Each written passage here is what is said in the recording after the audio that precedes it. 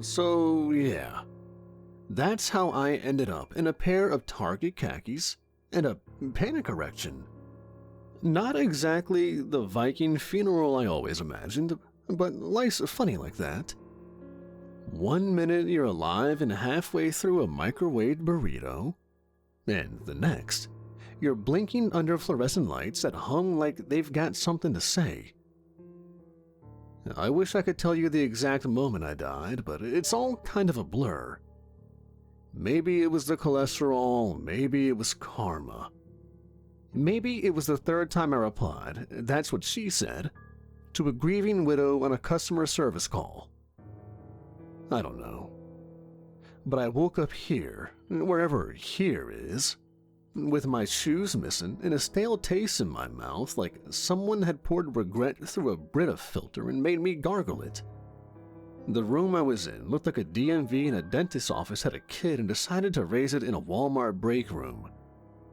The walls were a kind of off beige that actively sapped joy from the air.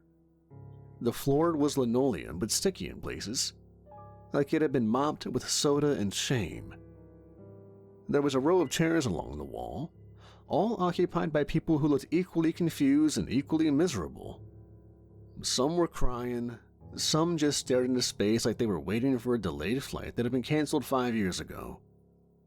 I made the mistake of trying to talk to the guy next to me, a middle-aged dude in a bathrobe who smelled like onions and disappointment. But he just blinked slowly and whispered, "I chose poorly," before returning to his 1,000-yard stare. There were no clocks. That's important. No clocks, no windows, no music. No indication that time was doing anything other than looping in on itself like a snake chewing its own ass. Every few eternities, a screen would flash a number. People would glance down at their tickets in their hands, sigh, and one of them would get up and vanish through the door at the far end of the room. I had a number 2, 6666. Of course, the screen called 6665, then it blinked, then it called 6667. That happened 4 times. I laughed the first time. The second time I chuckled. The third time, I flipped off the screen and said, "Nice guys, real original."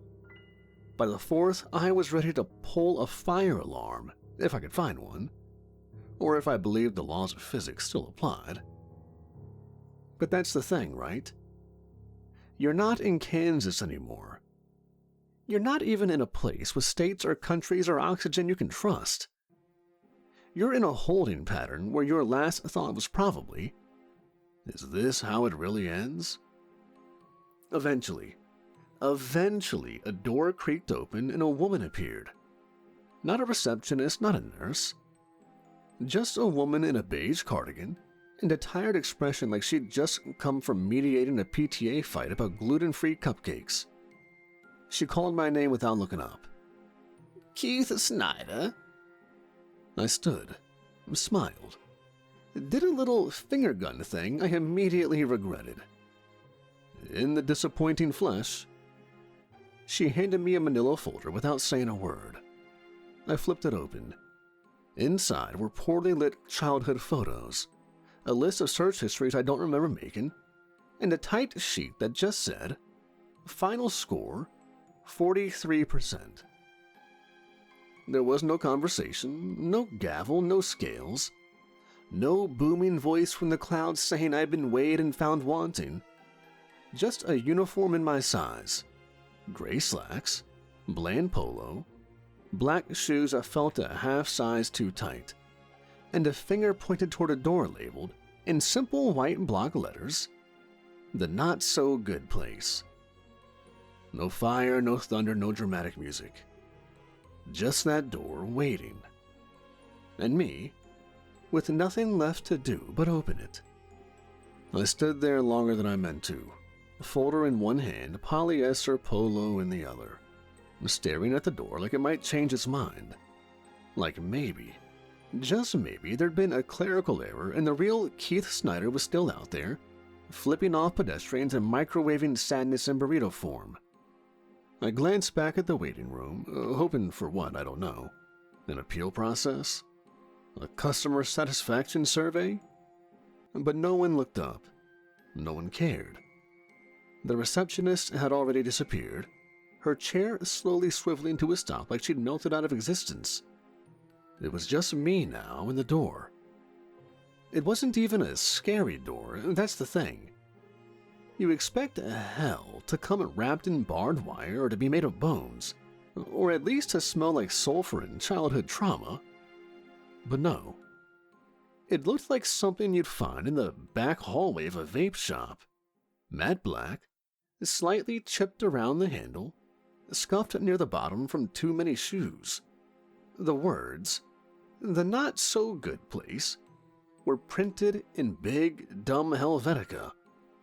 Someone had stuck a faded employees-only sticker just below the knob, like the devil had outsourced maintenance to a guy named Ron who doesn't believe in email. I laughed, or tried to. It came out weird, tight and dry. Not my usual kind of laugh, the one I use when I'm pretending everything's fine. This one sounded more like it was clawing its way out of me, like something that had been waiting for this moment a long time. So I said something, because silence felt dangerous. "Well, this is gonna suck." I slipped into the uniform. It fit, of course, too well, like it had been measured for the exact shape of my regrets. The collar itched, the waistband pressed just slightly into my gut. It wasn't uncomfortable, not really. Just enough to remind me I didn't have a true body anymore. Not the way I remembered it. I looked down and saw that my shadow didn't move with me. It just sort of watched me. And then I reached for the knob. It was warm. Not hot. Not burn your flesh a hellfire hot, just warm. Familiar. In that deeply unnerving way that something is when you realize you've been heading toward it your whole life without knowing. I opened the door. There was a hallway on the other side. Red walls, black floor, ceiling like scorched stone. A flickering sign buzzed overhead, casting a sickly yellow light that made everything look jaundiced. I stepped through, and the door clicked shut behind me like a vault ceiling. That was the moment it hit me. Not the fear, not yet. Not the regret. Just this low, quiet thought, clear as a bell. They didn't even bother to tell me why I'd been sent here. No monologue, no explanation. No list of sins carved into the sky. Just a folder, a polo, and a door. Hell doesn't need to explain itself. It already knows you. The hallway stretched longer than it should have. Not in a mystical mind-bending way. More like a cheap optical illusion in a bad haunted house. The lights buzzed overhead, pulsing just enough to make my eye twitch. Somewhere far off I could hear screaming. It was hard to tell if it was the "I'm on fire" kind or the "they're playing Nickelback on loop" kind. But either way, it didn't inspire confidence. Then came the smell. Burnt toast, cheap cologne and gym socks, and something sour-sweet underneath, like sugar that had gone moldy and then caught on fire. It was the scent of despair marinated in Axe body spray. My eyes watered. That's when I heard him. "Look at you. Fresh meat with a nice clean shirt and the 'what the fuck just happened to me' look in his eye. Love to see it. Warms the cockles of what used to be my heart. It really does." He stepped into view like a stage magician doing a low-effort reveal. Smoke, dramatic pause, one finger gun and a bow. He was short, wiry, and wore a blazer 2 sizes too big with a lapel pin shaped like a crying face. His skin was a kind of red that looked painful, like a sunburn that never healed, And his smile, geez, his smile looked like it had been carved into his face with a butter knife and frozen there sometime around the Nixon administration. "Yeah, I'm Garth," he said, as if that meant anything. "Welcome to the not-so-good place. Trademark pendant. Please don't sue. I'll be your greeter, tour guide, emotional support demon, and personal torment consultant for the duration of your orientation." He stuck out a hand. It was smoking slightly. Not metaphorically, actual smoke. I hesitated. "Oh, come on, I don't bite. That's HR's job. I just show you around the place. Make sure you don't get lost in the eternal screaming chasm, or accidentally wander into the mouse room. You'd hate the mouse room. It's damp." I shook his hand. Instantly regretted it. It was like grabbing a hot coal wrapped in greasy sausage casing. He winked like we were old pals.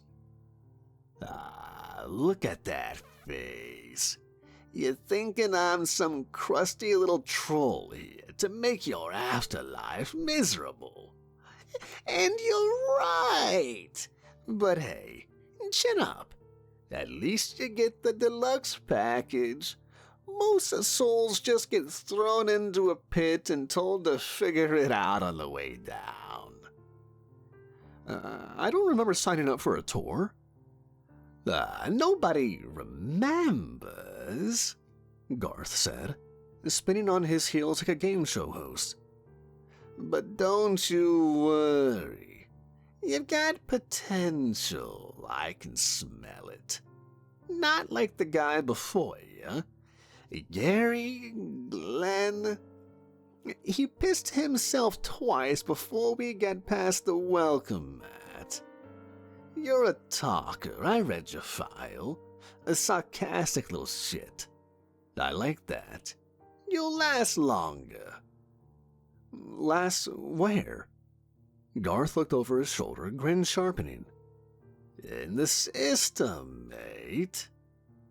Then he turned back to face me fully, arms wide like he was showing off a used Toyota with 3 missing doors and a squirrel living in the engine. Now then, shall we begin our tour of hell's most underappreciated and overpopulated district? Grab your socks, Keith. The not-so-good place awaits. And oh boy, does it have plans for you.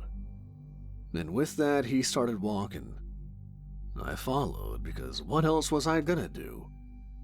We walked in silence for a while, Garth humming something that sounded suspiciously like Karma Chameleon, except the lyrics had been replaced with variations of burn forever, send your soul.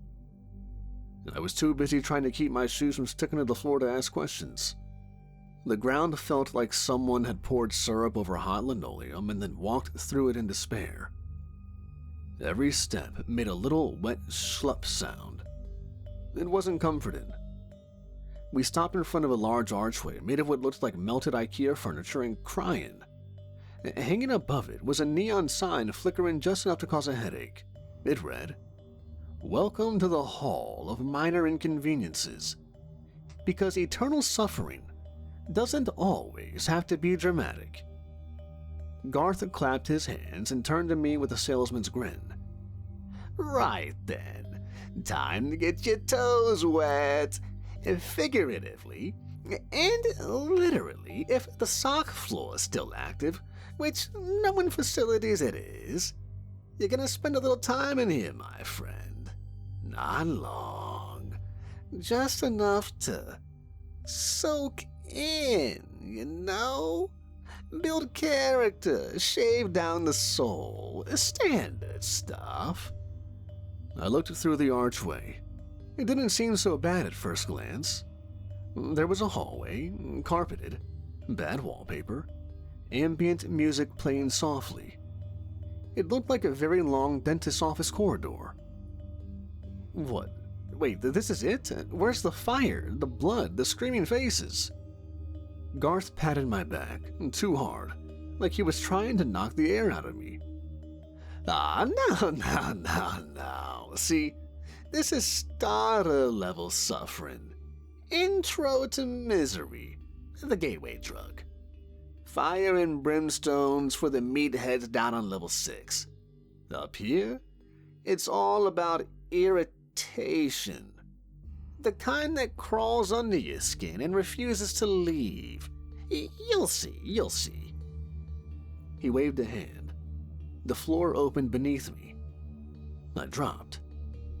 I landed in a room that looked like a DMV had exploded inside a waiting room inside a community college with mold problems. The lights buzzed overhead, flickering just enough to give me a low-grade migraine. A woman in scrubs sneezed directly into her hand, then high-fived a toddler holding a juice box. The kid looked at me and drooled. I started walking. Every few feet, something happened. My sock, just the one, was damp. Not soaked, not wet enough to completely justify removing it, just damp. It squished slightly every time I stepped. The overhead music wasn't even music. It was the loading screen theme from a mobile game. It looped every 17 seconds. A ceiling tile was dripping. Every few minutes it would fall directly behind me and splash my back with something lukewarm and suspiciously lemon-scented. A line of vending machines beckoned me with flashing lights. I walked up, checked my pocket, and found a crumpled dollar. I tried to insert it, and the machine rejected it. I smoothed it out. Rejected again. I turned it around. Rejected. I tried 6 more times. The slot swallowed it and spit out a coupon for one free breath you won't enjoy. There were chairs, dozens, all plastic, all shaped just slightly wrong. No matter how I sat, one part of my spine was in open revolt. A phone rang in the distance. It never stopped. No one answered it. A man walked past me muttering passwords, and trying to remember his own name.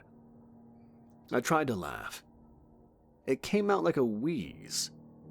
I realized my lips were dry. I went to lick them and they cracked. It went on like that.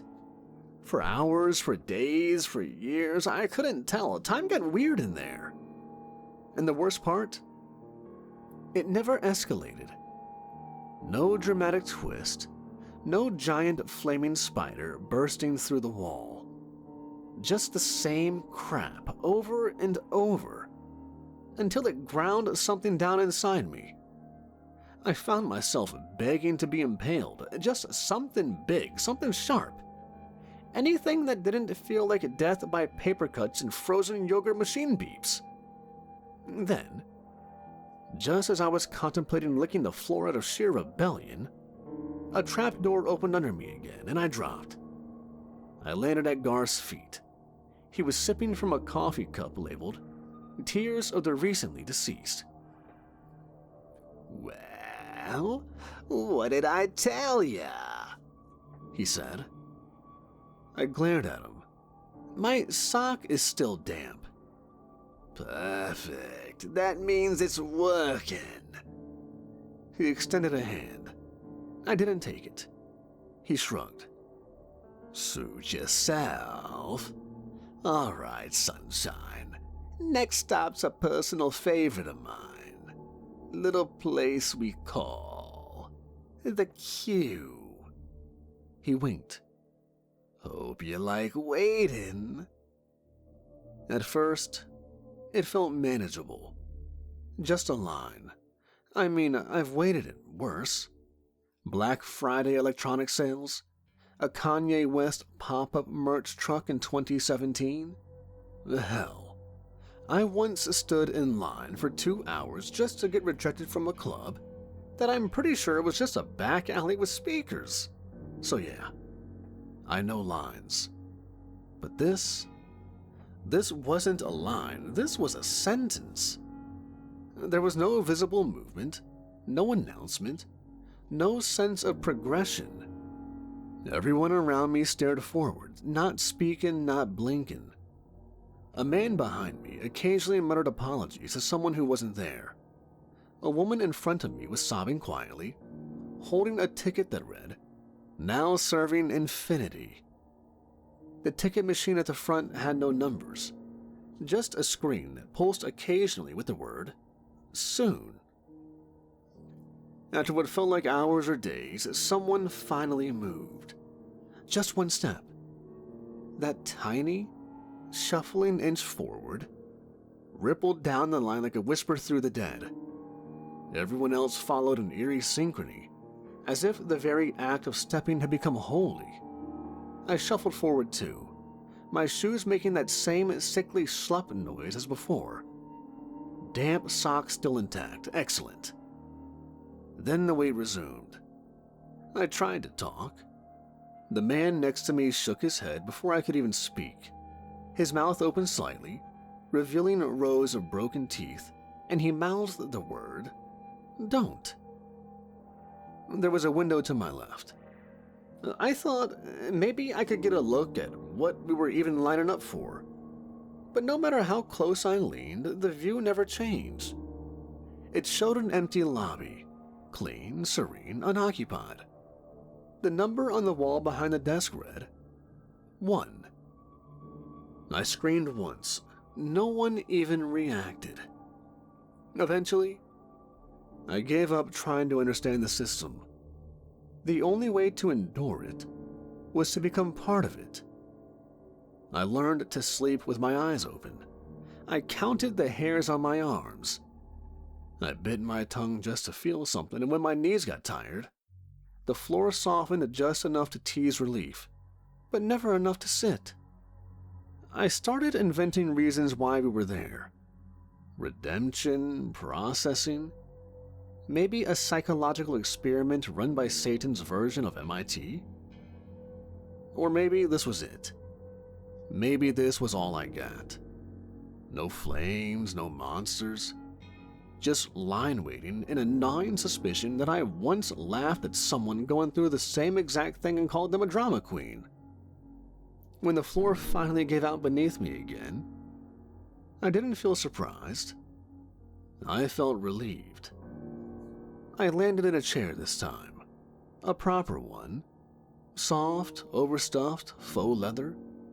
The kind you'd find in a waiting room designed to make you forget you're waiting. Across from me sat Garth, sipping from a thermos labeled, "Hope is for quitters." He looked up as I rubbed my eyes and tried to remember how to breathe like a person. Well, he said, grinning like a game show host whose contestants all got electrocuted. "You survived the queue. Color me impressed. Some folks never come out. Others just fold." I stared at him hollowed out. How long was I in there? He shrugged. Subjective time. Somewhere between a few weeks and 2 presidential administrations. But don't worry. Your mind will fill in the gaps with a vague sense of failure and lower back pain. That's the magic of the queue. No scars, just a deep spiritual limp. I tried to speak, failed, then just laughed soft, bitter, and cracked. Garth stood up, brushed off his blazer, and pointed down another hallway. "All right, champ, time for something a bit more lively. We've done minor pain. We've done psychological drain. Let's give your nerves a real tickle, eh? Next stop's one of my faves, the group chat room." He leaned in close, whispering like a carnival barker selling haunted meat. "Hope you like being interrupted." The room itself was a kind of impossible lounge. Equal parts dorm, common area, digital marketing startup, and karaoke bar from hell. There were couches everywhere, all too close together, and every available surface had some kind of screen on it. Some were old CRT TVs flickering with VHS static. Others were plasma monitors cycling through endless chat threads, each one moving too fast. I sat on a beanbag chair that audibly groaned beneath me. Not like an old chair, but like an actual person sighing in disgust. And within seconds, the first barrage began. A chorus of notifications lit up the air like gunfire, pings from every direction, followed by an overlapping swarm of voices shouting my name, mispronouncing it, tagging it, hashtagging it, and reacting to it with emojis that shouldn't even exist. Keith! LOL, who's this? Who invited Keith? He still owes me $40. Remember that time he cried during the notebook? LOL, soft AF. Keith, go back to your mom's basement. Why does he type like that? Can we vote to kick him? Every message I tried to send out, every word I thought about saying, was hijacked by the room. I opened my mouth to speak, and my voice was immediately projected, distorted, and played back in someone else's accent, like a bad TikTok stitch. I tried to apologize. They screamed louder, I tried to joke. They told me it was offensive. I tried to go silent. A bot started replying to me on my behalf. Then the screens began replaying old conversations. My old conversations. Facebook messages I'd long forgotten, drunken texts.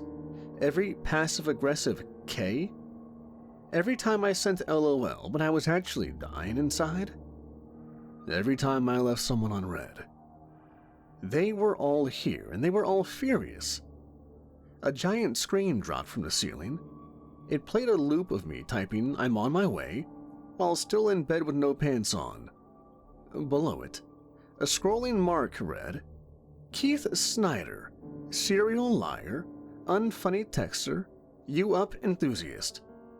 People I hadn't seen since high school emerged from the walls, tagging me in old threads I didn't remember joining. My cousin Dan kept asking why I unfollowed him. An ex-friend sent me an e-card. A frickin' e-card. It sang. The singing was off-key. I screamed. No one listened. I whispered. Everyone heard. I covered my ears. The sound got inside anyway. My phone appeared in my hand, unasked. The screen unlocked itself. The chat was open, the typing bubble was pulsing. I wasn't typing, but something was. I don't know how long I was in there. Time worked different, of course, more elastic, like a bad data plan. Minutes stretched, hours collapsed. I started hearing my own thoughts and hashtags. I began reacting to my emotions with gifs. When the door opened beneath me, I didn't even flinch. I fell. This time I landed face first on Garth's desk. He was sharpening a pen with what looked like a human incisor and humming to himself. All right, there he is. So, how'd it go? Make any new friends? Stir up some old trauma? Get called cringe? I peeled myself off the desk and glared at him. That room is weaponized embarrassment. Of course it is. Most of hell's digital now. We barely use pitchforks in this part anymore. Just force people to relive every typo they ever made while someone shouts ratio in their ear. He slid a thermos across the desk. It was labeled Keith's Tears, Organic. Drink up. Hydration's hell. But you gotta keep that anguish flowing. I pushed it away. My throat felt like it had been dry for the past 10 years. Garth stood, straightened his crooked tie, and motioned toward another hallway. This one pulsed with a kind of raw, rhythmic energy. Low, thunderous, like a club beat made from broken dreams. You've done petty pain. You've done bureaucratic stagnation. You've even done performative public shame. Now it's time for something a little more personal. He grinned wide, teeth catching the flickering light. Next stop's the diner of regret. And, buddy, I hope you brought your appetite. The hallway to the next stop was narrower and quieter. The kind of quiet that isn't peaceful. It's loaded, like the pause before a fight or the second after someone says, "We need to talk." The walls were stained tile, flickering with a sickly greenish glow that made everything look undercooked. The air smelled of old fry oil, melted vinyl, and, somehow, cheap coffee that had been burnt, reheated, and burnt again. I knew that smell. We all knew that smell. Garth was uncharacteristically silent as we approached the door. No snarky commentary, no jazz hands. Just a grunt and a thumb pointed toward the rusted push bar at the entrance. A sign above the door said, "The Diner of Regret. Open always. No substitutions and no takebacks." He didn't even look at me this time. Just said, "You're not gonna like this one. And that's the point." Then he pushed the door open and walked away. The bell above the door jingled, but not pleasantly. It sounded warped, cracked, like someone had hit a tuning fork made of bone. Inside, it was a diner straight out of a dream, or a memory you wish you'd forgotten. Booths lined the walls, their plastic seats cracked and sagging. The tabletops were coated in a sticky layer of something that shimmered slightly, like molasses mixed with sorrow.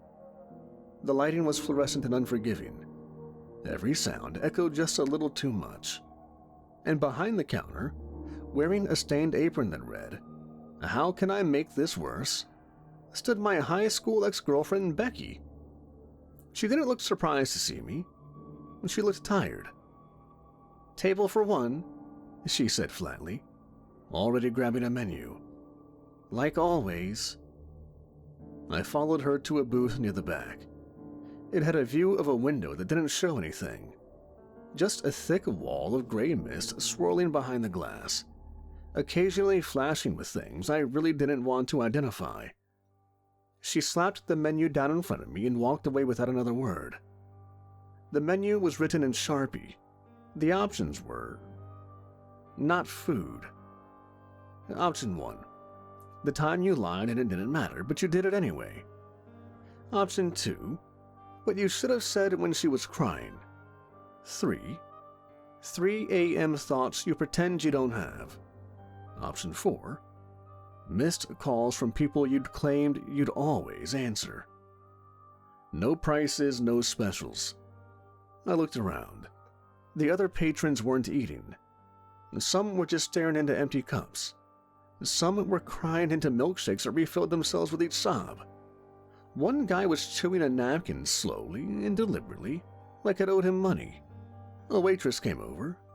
She looked familiar. My old boss, Danielle, from the coffee shop I got fired from for excessive sarcasm and underwhelming team spirit.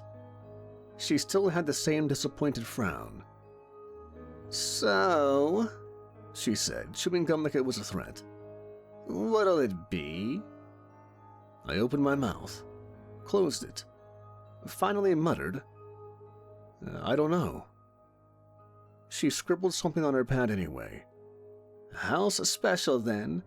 That's what most of you order, eventually." She walked away. A few minutes later, she came back and set a steaming plate in front of me. It was a heaping pile of memories. Not metaphorical ones, actual ones. They shimmered on the plate like heat waves. Little scenes playing out in looping detail. Me ghosting people who didn't deserve it. Me saying something clever instead of something kind. me choosing silence when someone needed me to speak, and me laughing off something that hurt someone just a little too much. Each bite tasted like guilt in different flavors. Some were sharp and immediate, like biting into a bad text at the worst possible time. Others were slow burns. Things I didn't even realize had hurt someone, but they had. I chewed and I remembered. I chewed and I cringed. I chewed and I hated myself just a little bit more. Halfway through, I started to cry. I didn't want to. I didn't mean to. But the food made it happen. It wasn't about remembering. It was about feeling it again. Exactly the way the other person had. Not from the outside, from inside them. Their confusion, their pain, their disappointment. It was excruciating. But I couldn't stop eating. That was their rule. You don't leave until the plate's clean. When I finally finished, Danielle came back, picked up the plate, and looked down at me with something close to pity. You always say you're the funny one, but not one of these memories made anybody laugh. She walked away without waiting for a tip.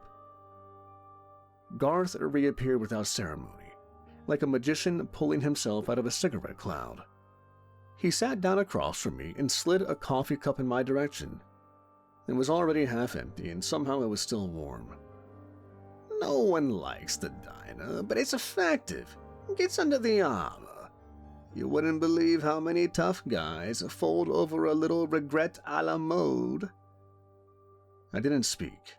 I couldn't. My mouth still tasted like the moment I told my friend I was too busy to talk, knowing full well I wasn't. He'd been crying, I'd made a joke, and I hadn't even asked why. Garth sipped his coffee and tilted his head. You think the big tortures break people? The flaying, the pits, the fire and brimstone? Nah, that's dramatic, sure, makes a hell of a mess. But this right here, the quiet booths and the memories that talk back, that's where the real damage happens. He stood, smoothed out his blazer, and tossed a handful of coins onto the table. They clinked with a hollow echo. One of them had my face on it, and I didn't ask why. Come on, he said, already moving toward the next door. We've got more stops to make. You're starting to crack around the edges, and that's exactly what management likes to see. I stood up, legs trembling. All right, time for your final stop. I looked at him. Final? He smiled wide. Oh, yeah, you've seen the petty, you've seen the personal. Now it's time to see the permanent. Come on, Keith, you've earned this next bit. I didn't follow him. I just walked. Because by then I knew I didn't have a choice. The hall we entered next was colder, not in temperature but in sensation. The air here didn't press down. It didn't buzz or whisper or hum. It just hung, still and heavy, like it was waiting. Ahead of us stood a set of iron gates, blackened with age and soot, carved with screaming faces whose mouths never moved. No signs, no jokes, no branding. The light here was dim, reddish, but not in that theatrical way. This wasn't a horror movie aesthetic. This was the glow of slow, deep fire, ancient and patient. I slowed, unsure. Garth didn't. He walked up to the gates, reached into his blazer, and pulled out what looked like a half-melted subway token. He flipped it in the air, and the gates creaked open. No fanfare, just rusted metal groaning against its hinges like it was waking from a long, angry sleep. Come on, then. Let's take a walk through the real part. We stepped inside. The smell hit first. Not like anything I'd encountered before. Not just rot, not just fire, not just blood or brimstone. It was the stench of pain. Not metaphorical. Actual pain. Leaking out of the walls like steam from a pressure valve. It clung to the air, sticky and oily, sliding down your throat when you breathed. My stomach churned, my eyes watered instantly. The floor here was stone, rough and pitted and streaked with black, not scorched, stained. Each mark was a history of agony written in something more permanent than blood. And then came the sounds. Screams. Not frantic, not dramatic. These were the low, long, hopeless screams of people who'd run out of options centuries ago. No rhythm, no structure. Just misery, echoing impulses that made my bones hum. We passed through the first chamber. A row of suspended bodies, upside down, their skin peeled in perfect spirals, regenerating just fast enough to be flayed again. Their mouths were sewn shut, but their eyes pleaded constantly.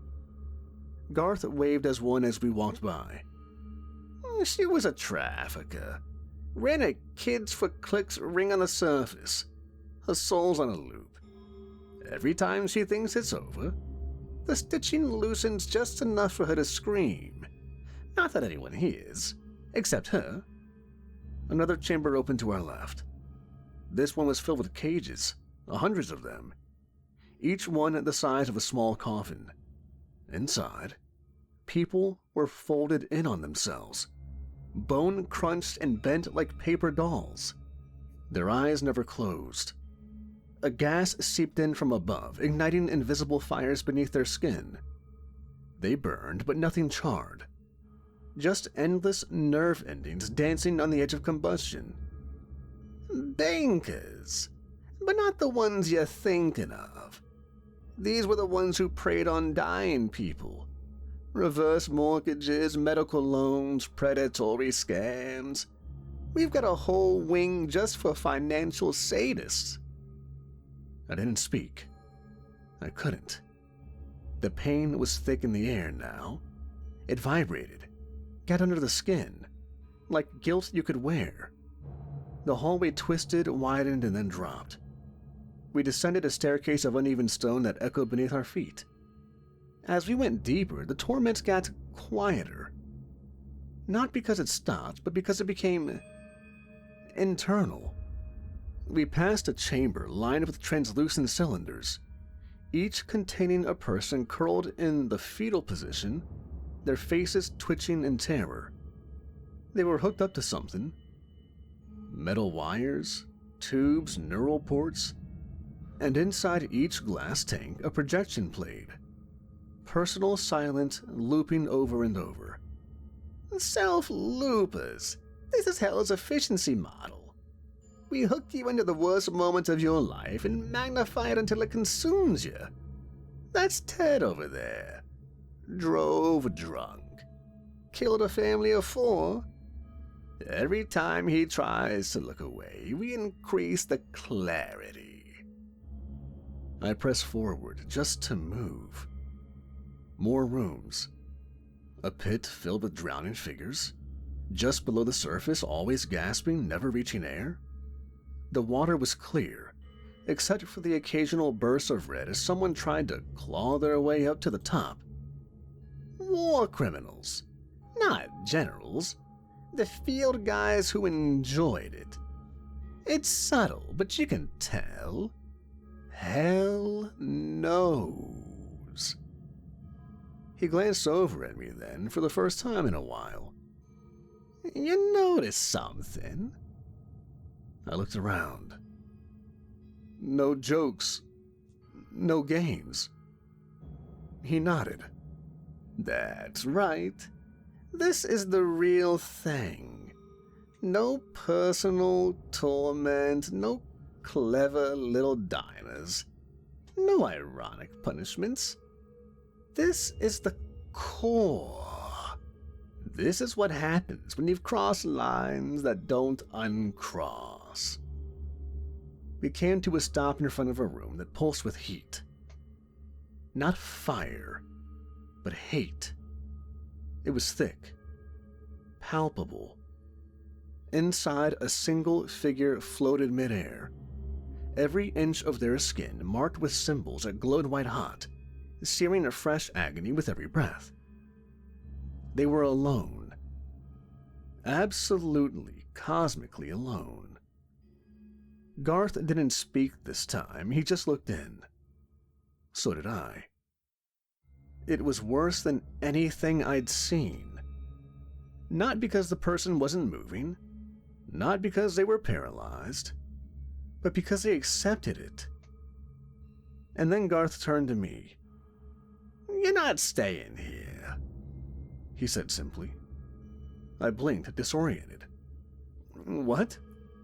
He sighed and leaned against the stone doorway. "Hell tailors itself. Everyone gets what they've earned.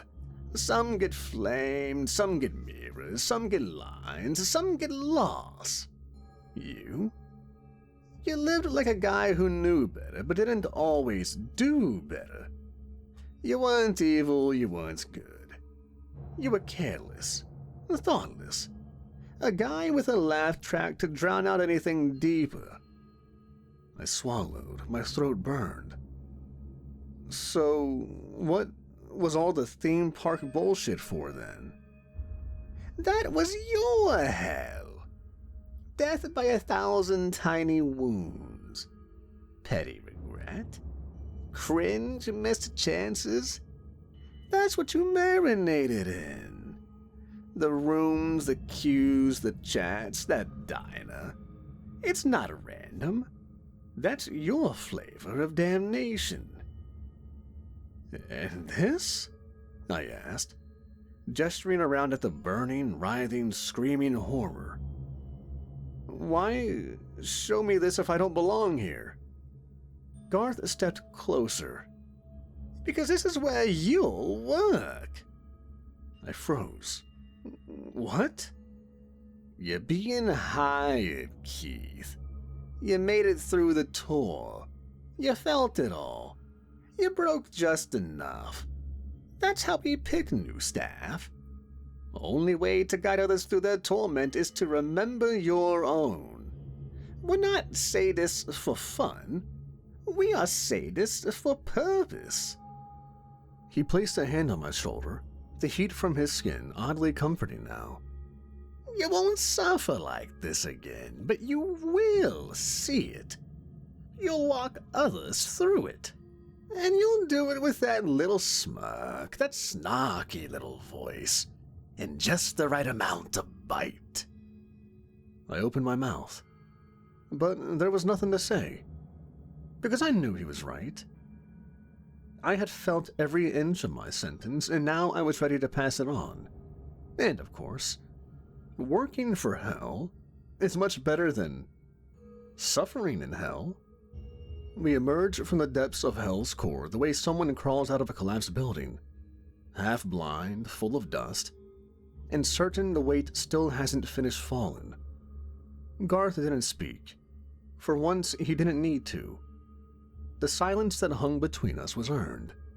We just walked through the place where screams outlive their owners and pain becomes architecture. I don't know what I looked like. I didn't want to look. My legs felt like they'd been hollowed out and filled with something heavier than bone. The backs of my eyes ached. My mouth was dry, not from thirst, but from trying to keep in everything I'd wanted to scream back there. The diner had cracked me, but the core had emptied me. And Garth? He looked the same, as if nothing down there ever touched him, as if that place didn't know how to reach him anymore.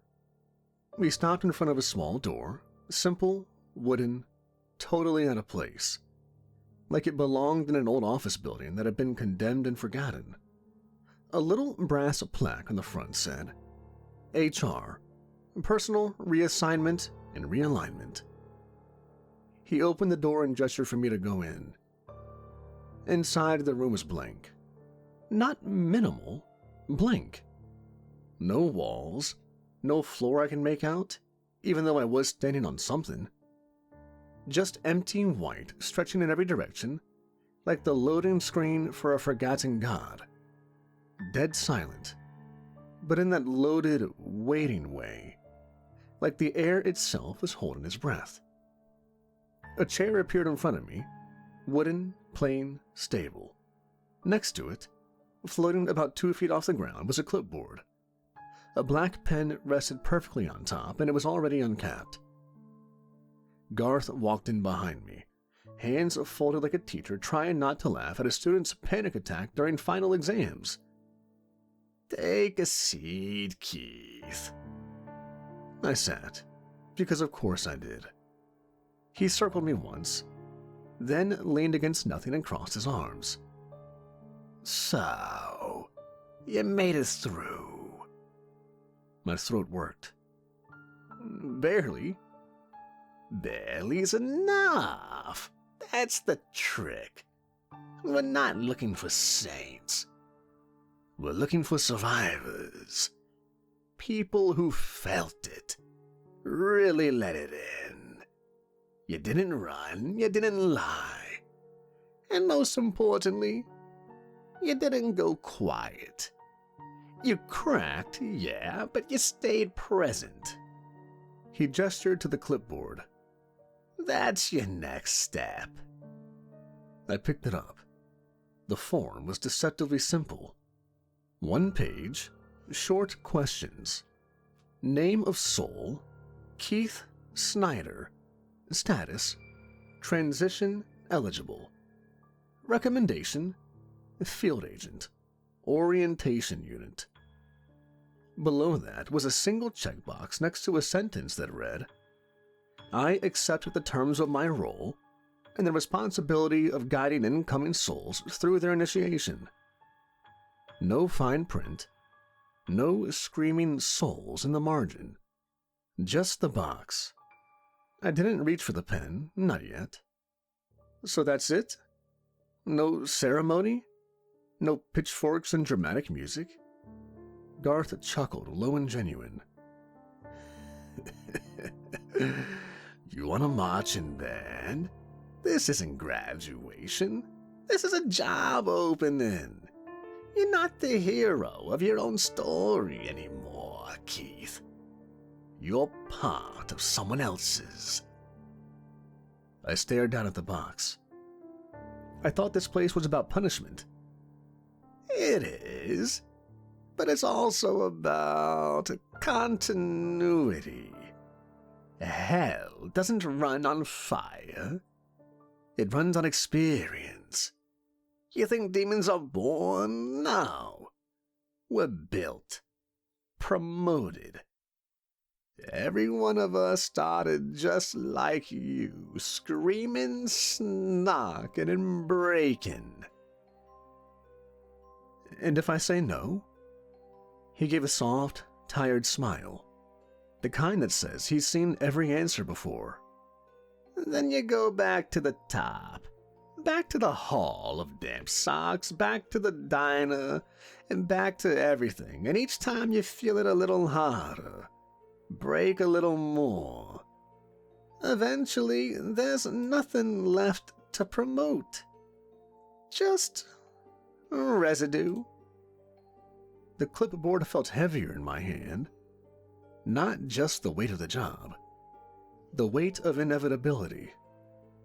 I picked up the pen and checked the box.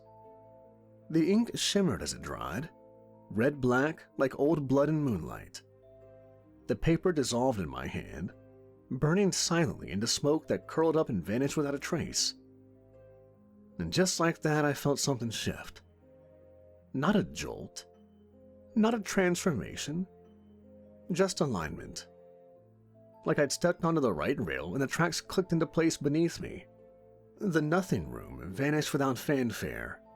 1 blink and I was in a hallway I'd never seen before. Sleek, black floors that rippled like oil. Walls that bent inward like we were inside something alive. No torches, no flames. Just a pulsing, ambient glow from the seams in the walls. Like hell's interior mood lighting had been set to vaguely ominous upscale lounge. Garth stood beside me, now wearing a sleeker blazer. No name tag, no visible burns, just quiet authority. He looked different. Taller, maybe. More solid? Or maybe I was just starting to see him the way he really was. Right then. Transfer's done. Contract signed. Welcome to management. Come on, really? No initiation rite, no branding iron? No chanting ancient tongues while a goat plays the bongos? He smirked. Ah, please, that's for the fanatics. We keep things lean in orientation. A mirror slid out of the wall beside me with a quiet shink. For a moment, I didn't want to look, but curiosity's always been stronger than self-preservation. So I did. It still looked like me, mostly, but there were changes. My skin had taken on a subtle, unnatural hue, not red or charred, just off. Like the color you see on TV static when the signal's dying. My eyes reflected lights in strange ways. Not glowing, not evil, just wrong. Give it time, Garth said, watching me. Your face will catch up with the rest of you. Most of the changes are internal anyway. You'll think faster, hear things before they're said, read souls like menus. I touched my chest. My heartbeat was still there, but it was slower. And it didn't quite feel like it was beating for me anymore. He led me to a side room. It looked like an old break room from a failing tech startup. Cracked coffee machine, chairs missing legs. A vending machine full of snacks labeled things like guilt chews, shame puffs, and oatmeal, no hope on the far wall. A corkboard held yellowing memos. Do not let souls wander into the mouth room unsupervised. Stop leaving bodies in the lost and found. Keith, if you're reading this, congrats. You're one of us now. There was a uniform hanging on a rack near the corner, tailored just for me. It looked a lot like Garth's. Faded charcoal suit, blazer slightly too long, a lapel pin shaped like a spiral that seemed to shift when I wasn't looking at it directly. Attached to the hanger was a note that read, Smile. You're the first face they'll see. I put it on. It fit perfectly, because of course it did. As I adjusted the cuffs, Garth handed me a thin black folder. Inside was a single profile. Name redacted. Status fresh arrival. Cause of death. Complications from pride, envy, chronic denial. Disposition. Sarcastic. Resistant. Not without potential. I frowned. No name? He grinned. You'll find out soon enough. Trust me, you're gonna love this one. He checked a battered watch that may or may not have been made of teeth. Right then, I'm off. Got a dismemberment shift down in Circle 6. Lots of screaming, not enough supervision. You've got the floor, Keith. I blinked. Wait, I'm on my own? Yep. Garth pointed back toward a hallway I hadn't noticed until now. Arched, flickering at the edges, with the faintest glow of red behind it. You'll know what to say. You've lived it. He started to walk, then paused, turning back over his shoulder.